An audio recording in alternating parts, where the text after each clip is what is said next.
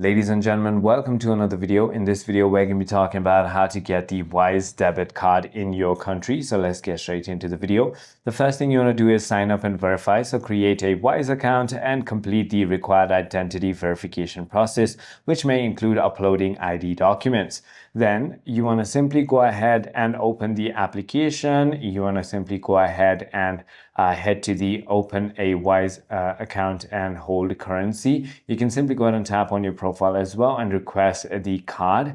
Then you can simply order a physical card or get a digital card. Once you've selected that, as you can see, your digital card is going to be immediately there. But if you are doing a physical card, you need to simply go ahead and enter your payment method, because there will be a little one-time fee, and then your card will be shipped to your location that you've entered. I hope this video clarifies everything for you. If you have further more queries, feel free to comment down below, and I'll see you on the next one.